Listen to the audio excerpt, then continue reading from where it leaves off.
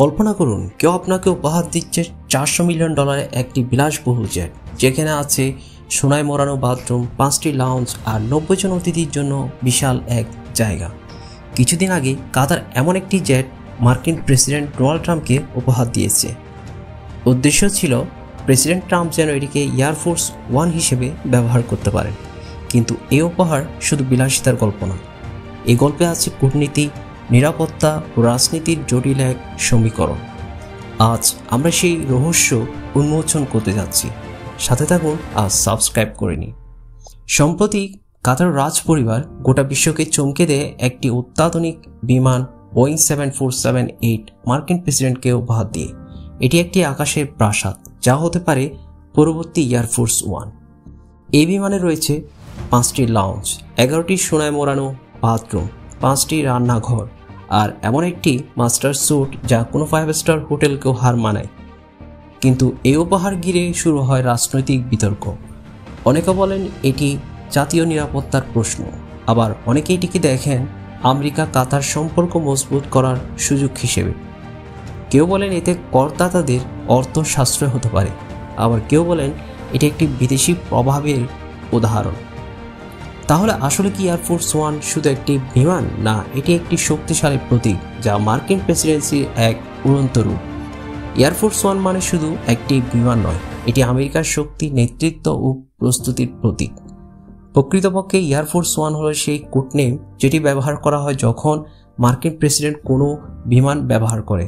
তবে সচরাচর এটি বোঝায় দুটি বিশেষভাবে তৈরি বিমান বোয়িং 747-200B, যাদের সামরিক নাম PC-25A। এই বিমানে আছে 3টি স্তরে 4000 বর্গ ফুটের বেশি জায়গা, একটি প্রেসিডেন্টের ব্যক্তিগত স্যুট, কনফারেন্স রুম, একটি অপারেশনযোগ্য মেডিকেল সেন্টার এবং নিরাপদ যোগাযোগ ব্যবস্থা। এমনকি এটি আকাশে উড়তে উড়তেই জ্বালানি নিতে পারে। কিন্তু এয়ারফোর্স ওয়ান কেবল বিলাসিতা নয়, এটি হলো পৃথিবীর অন্যতম সুরক্ষিত ও প্রযুক্তি সমৃদ্ধ উড়ন্ত কমান্ড সেন্টার।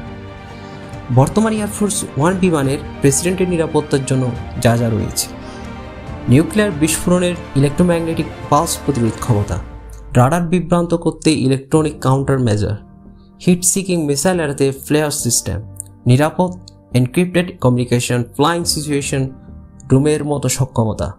কিন্তু সমস্যা হলো কাতার যে জেটটি উপহার দিয়েছে সেটি মূলত বিলাসবহুল ভ্রমণের জন্য তৈরি। এর মধ্যে নেই সামরিক নিরাপত্তার প্রযুক্তি। বিশেষজ্ঞরা বলছেন এটি যদি সত্যিকার এয়ারফোর্স ওয়ান হিসেবে ব্যবহৃত হতে চায় তাহলে প্রয়োজন ব্যাপক পরিবর্তন।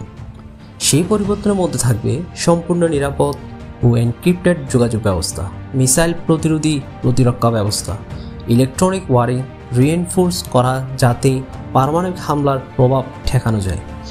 নিরাপত্তাহীনতার কারণে সম্ভাব্য যুদ্ধবিমান এসকর্ট প্রয়োজন হতে পারে। এরকম পরিবর্তন আনতে সময় লাগতে পারে বহু বছর, খরচ হতে পারে $1 বিলিয়ন, যা মূল বিমানের মূল্যের অনেক বেশি। অনেকে মনে করেন কাতারের এই জেট কখনোই এয়ারফোর্স ওয়ানের মতো নিরাপত্তা দিতে পারবে না। এছাড়াও এই বিমানে কোনো গুপ্তচর যন্ত্র লুকিয়ে আছে কিনা তা খুঁজে দেখতে হবে। তাই যতক্ষণ না এসব নিরাপত্তা নিশ্চিত করা যায় ততক্ষণ এটি কেবল আকাশের প্রাসাদ, নিরাপদ কোনো দুর্গ নয়। ইতিহাস জুড়ে এয়ারফোর্স ওয়ান ছিল এক গুরুত্বপূর্ণ চরিত্র। গোপন কূটনৈতিক সফর এবং জরুরি পরিস্থিতি যখন এটি অন্য দেশের মাটিতে নামে তখন তা এক বার্তা দেয়, তা হলো আমেরিকা এসেছে। তাহলে কি কাতার জেট হবে ভবিষ্যতের এয়ারফোর্স ওয়ান? আপাতত এটি টেক্সাসে নিরাপত্তা আপগ্রেডেশনের অপেক্ষায় আছে, যা শেষ হতে সময় লাগতে পারে বহু বছর। আদৌ কোনো প্রেসিডেন্ট কখনো ভ্রমণ করবে কিনা তা এখনও অনিশ্চিত। শক্তির প্রতীক থেকে শুরু করে বিতর্কের কেন্দ্রবিন্দু, প্রেসিডেন্সিয়াল বিমান সবসময় ছিল মানুষের কল্পনার বিষয়। আপনার কি মত? কাতারের এই উপহার গ্রহণ করা উচিত কিনা মন্তব্যে জানান, আর আমাদের চ্যানেলটি সাবস্ক্রাইব করতে ভুলবেন না।